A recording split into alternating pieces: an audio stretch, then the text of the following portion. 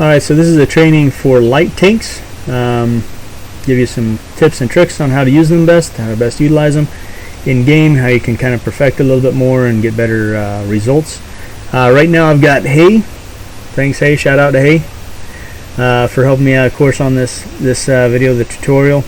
Got two different light tanks here. Tay is in his light tank 432, Russian light premium tank. And I'm in the WZ-132, which is just one of your standard tier 8 Chinese light tanks.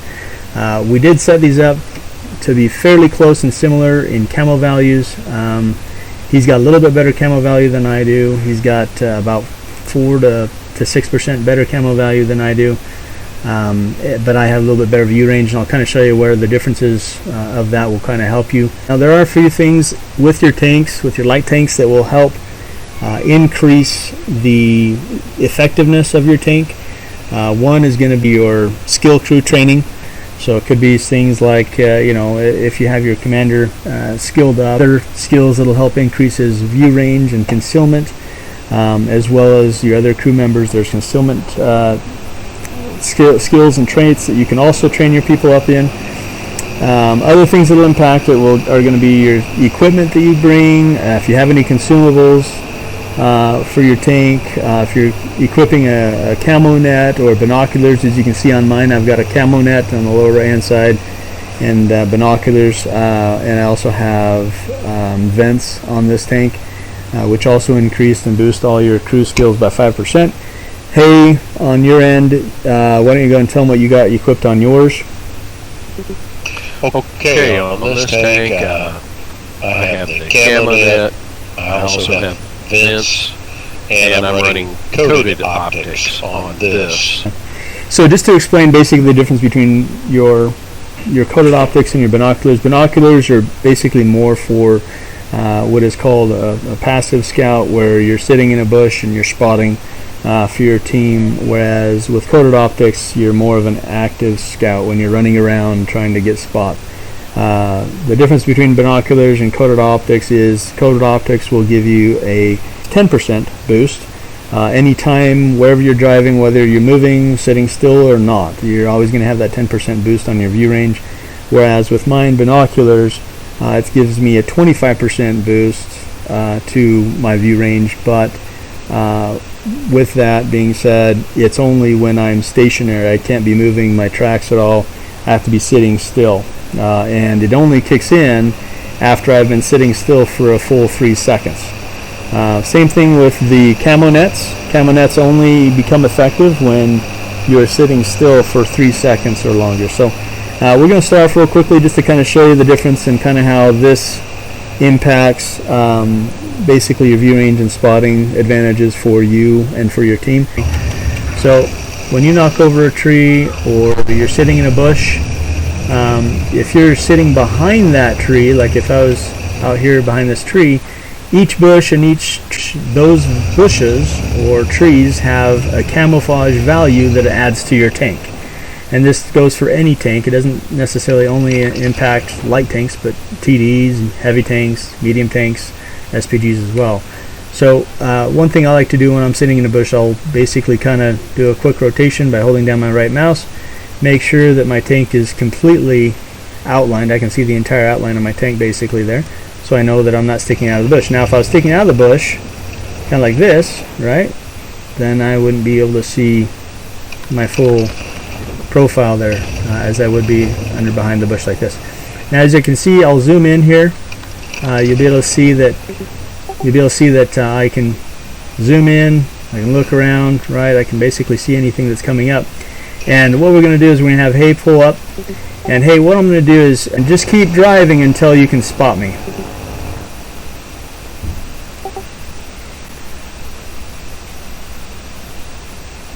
Okay, there he is. He's coming right there.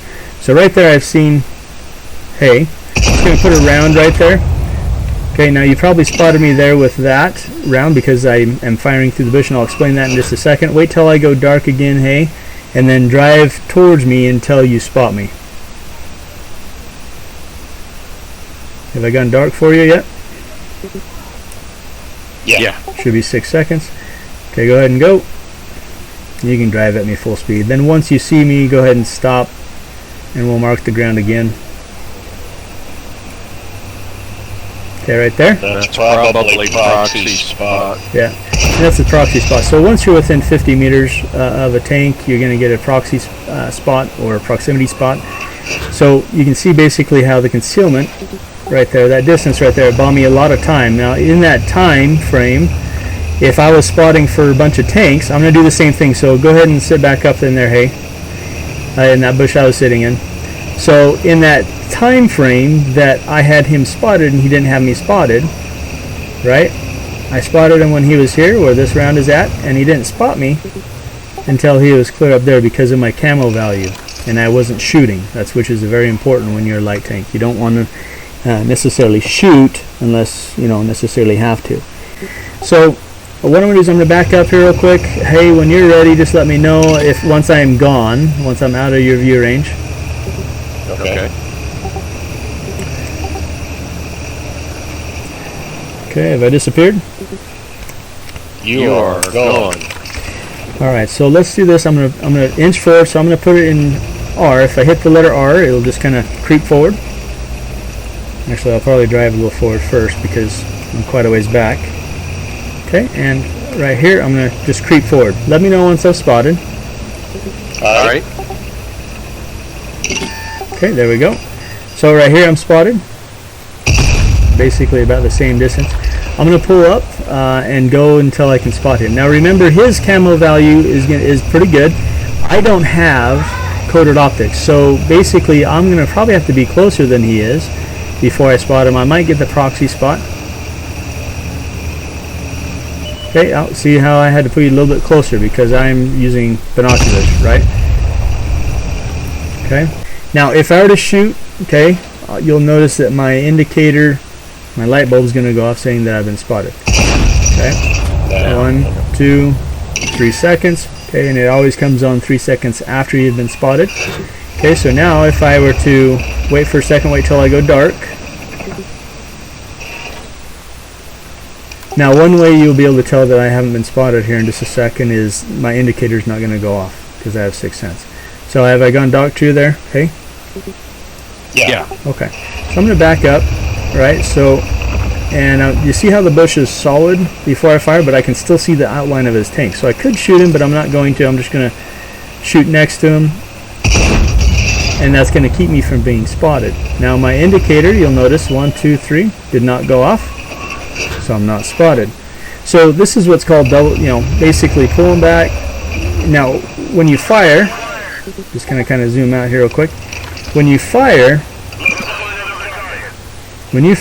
you'll notice, of course, there's the round and everything, the fire and everything comes outside of your tank. Okay, and that's really what gets you spotted. There's a 15-meter distance that you have to be behind a bush in order to not be spotted when you fire. And really, just a general rule of thumb is you want to make sure that the bush is solid. Once you see the bush is solid, you're basically 15 meters behind that bush, and you can fire at that point. There's also what's called double bushing, which you can do as well, which basically, in this case, it is a double bush really, because you've got one bush here and another bush here. This might even be a triple bush, but basically if you were to fire from back here, you won't be seen either once I've gone dark on his screen. And so what a lot of times we'll do is a light. I'll pull up, creep into a bush, spot the enemy, and I'll pull back until the bushes are solid. If there's two bushes, even better. That just gives me double concealment, and then I would, of course, fire at that tank, and I won't get spotted. Then I'll pull back up, spot again.